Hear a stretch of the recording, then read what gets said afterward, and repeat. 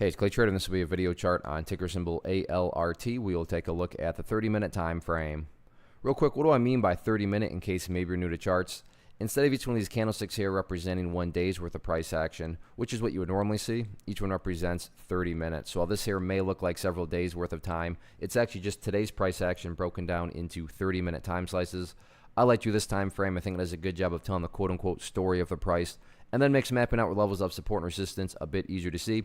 Did this analysis a couple days ago, so that's where these green and red line annotations are coming from.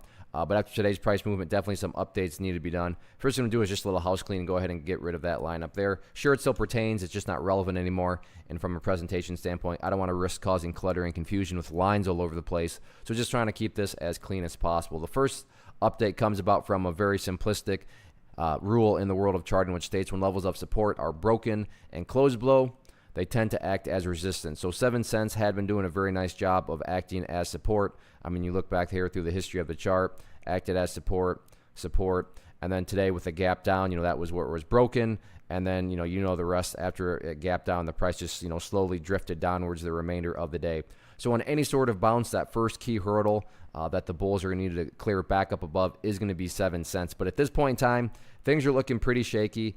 And the one thing that's really rough for the chart and is just interest is leaving. What do I mean by interest is leaving? Well, people just don't care about it anymore. How can I say that people don't care about it anymore? Well, look at the volume today.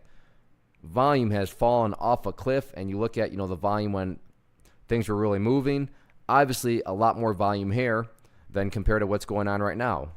And volume just represents people that are trading it. And when volume drops, there's just simply not as many people trading it, and that's because not as many people care. Now, can something happen? Can some sort of catalyst occur that creates interest again and gets people wanting to trade? Yeah, absolutely. So I'm not saying that this thing's totally toast or anything like that, but as it stands right now, the chart, the story, if you will, needs some sort of catalyst to get the volume back in, because this thing is not going to go anywhere but down with a slow, steady bleed until something can occur that gets people to want to trade it again and bring those volume levels back up. So, but again, if that catalyst does occur, that first key hurdle is going to be up there at 7 cents. So we'll see what happens with it next week.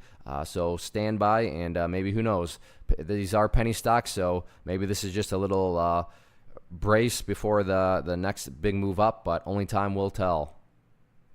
One of the biggest questions I get is, hey Clay, how do you find the stocks that you trade? So what I've done is put together a free resource guide where I talk about the tools that I use to locate stocks that I find interesting and think may have potential. So if that sounds like something that could add value to you as a trader, then click on the image that is up on the screen right now, and I will email you the guide. The guide itself is very short and to the point, and best part, it's completely free.